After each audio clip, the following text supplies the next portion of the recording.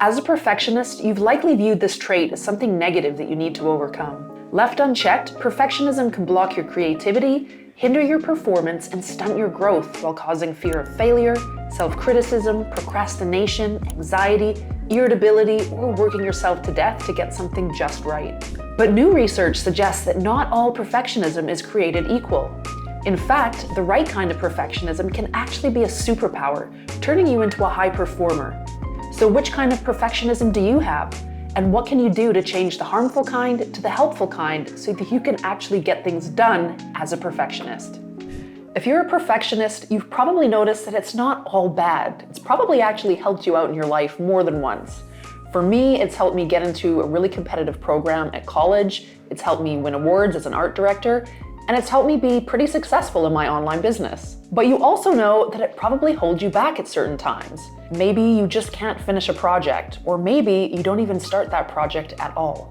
I know for me, I've got a closet back here and it's got about 10 blank canvases in it that I bought probably at least 12 years ago, and I haven't painted any of them because I'm still waiting for that perfect idea for a painting to pop up into my mind. And of course, I probably could have painted 24 paintings in that time frame and probably produced something that's at least half good enough to put up on my wall. Now, as to why you're a perfectionist in the first place, there's a number of reasons. It could be a genetic predisposition. It could be a result of childhood experiences. So maybe you were in a family that had really high standards, or you were criticized quite a lot growing up. Or it could just be a response to fear. So fear of failure, fear of judgment, or fear of criticism. Whatever the root cause of your perfectionism, it doesn't have to hold you back. So doing research for this video, I came across a study on the National Library of Medicine, and it talks about how early research considered perfectionism to be a predominantly negative trait, actually linked to various psychiatric disorders. But current research says there are actually two different types of perfectionism, and one of them is actually a good thing. So the not so good kind of perfectionism is called maladaptive perfectionism. This is where you're highly self-critical and you spend a lot of time worrying about what other people think. You try really, really hard never to make mistakes, and you set super high standards for yourself that are really difficult to meet. This all creates really high levels of stress and worry and anxiety. So much so that it interferes with your ability to finish projects or even start them at all. Maybe you've been dreaming about writing a book for the last 5 years, but you just keep putting it off. Or maybe you really want to start your own online business, but you're so terrified of failing that you haven't even given it a try. So the second kind of perfectionism is called adaptive perfectionism. And in this version, you still have really high standards, but you're a lot more flexible and adaptive. You view mistakes as learning opportunities, and you really don't care too much about what others think. And because you don't spend all that time criticizing yourself when you end up falling short of your own standards, this results in a lot less anger and frustration and stress and anxiety. So how do you actually get things done as a perfectionist if you tend to fall a little bit more into the maladaptive perfectionist category?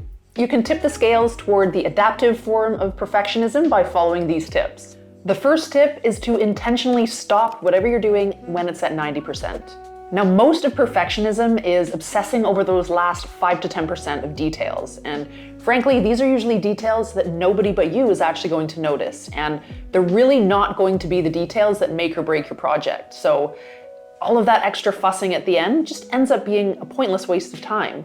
And if that thought kind of scares you about putting work out there that's only at 90%, just remind yourself that you do have the opportunity to iterate in the future if you absolutely must, and if it becomes a priority somewhere down the line. I did this when I first launched my first online program. I was under some strict deadlines and I had to put a sales page out that I really wasn't happy with. And honestly, I had to put it out there probably at about 70%. But over the last couple of years, every time I've launched my program, I have gone back and I've just spent just a little bit of time improving it here and there. So at this point, it actually looks pretty decent. Had I spent all of that time fussing the first time around, God knows when, if ever, I actually would have launched my program for the first time. I probably could have fussed on that for an additional 10 hours if I'd wanted to. So how do you know that you're at about 90% and it's time to call it quits? For me, the project will essentially be done, but I'll have this feeling like it's not quite there yet, but I don't always know exactly what the details are that I need to work on refining. That's usually when I start endlessly tweaking minor details. That is when you know when to stop. Another example is my personal website. When I first started my business, I had a new baby at home. I was trying to juggle a bunch of different projects, and I just didn't have time to refine my website. In fact, several years on, I'm still kind of on that same version of my website. The only thing that's really changed is I've updated my photos. When I first launched my website, I had no professional photos, and I actually used my wedding photos. I was wearing a pink dress, not a white one, so it wasn't totally obvious. But again, that's a project I could have tweaked for hours or even days. I knew I had to just get it out there so I could move forward on the more important projects in my business. So I just basically gave myself an afternoon and slapped it up. And just now, a few years later, I'm finally coming back to it to iterate and improve it. The next tip is to focus on the process. So when you're doing your goal setting, there are generally two types of goals. The first is outcome-focused goals.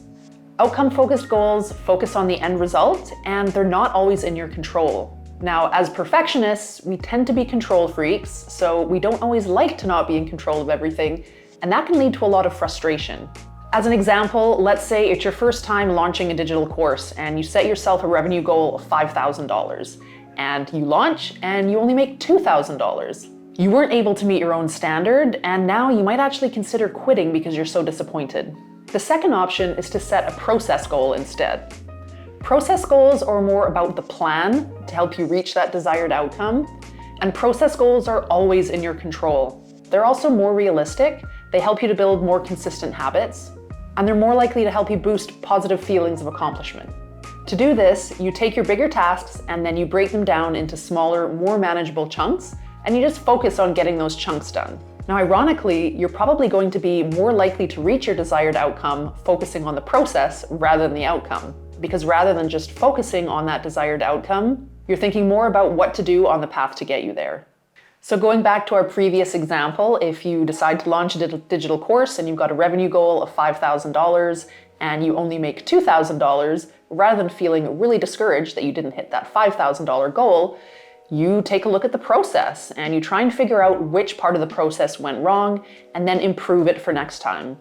If you can tweak a small part of the process, maybe the next time you make $3,500 and now you're even closer to your desired outcome of $5,000. This is a lot more empowering and keeps you more motivated. Are you liking these tips so far? If so, please subscribe. It would really mean the world to me. Thank you so much. The next tip is to use deadlines. Deadlines really help to make a goal feel a lot more concrete, and they're really good at propelling you into action.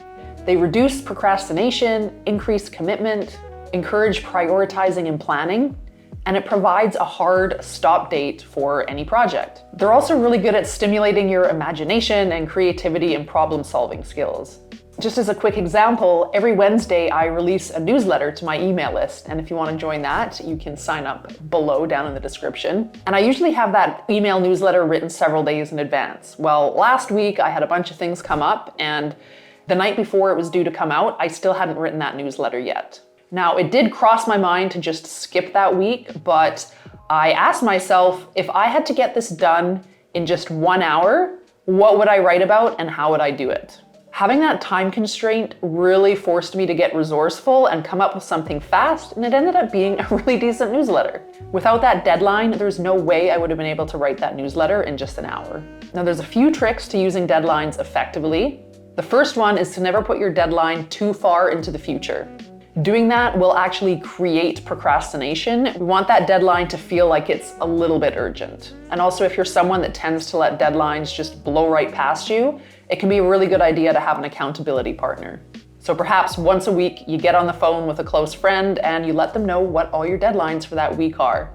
And then the next week, you can let them know if you hit those deadlines.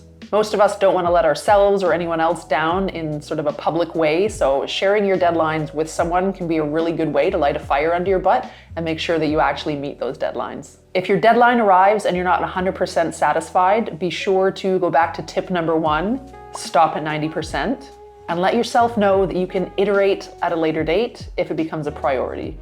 It's also a good idea to be a little bit flexible with your deadlines. Every now and again, you're not going to meet them. That's okay. If you need to shift the date, you can totally do that. We don't want to criticize ourselves too harshly for missing a deadline. We probably already criticize ourselves too much to begin with. And then the last thing is to make sure you celebrate when you do meet a deadline. The last tip is to reframe your mistakes. So this involves giving yourself a really healthy dose of self-compassion. And if you find yourself engaging in negative self-talk, try and flip that around and turn it into something positive instead. Also start looking at your mistakes as opportunities to learn and improve. And that even goes for when you receive really negative or harsh feedback. Never compare yourself to others, only compare yourself to your own previous efforts, and try to focus on maximizing the impact of your work instead of trying to get things perfect all the time. And remind yourself that your perfectionism can actually be a superpower as long as you use it in the right way. Following these tips is going to help you produce the high quality work that you're really capable of, but without putting yourself through the ringer to get there. Now, if you're in the early stages of launching your online business, please download my free guide, the 4-step, no time to waste online business startup blueprint. You will find a link to that down in the description below. Watch this video next if you want some time management tips. And if you like this video, please hit the like button and don't forget to subscribe. See you next week.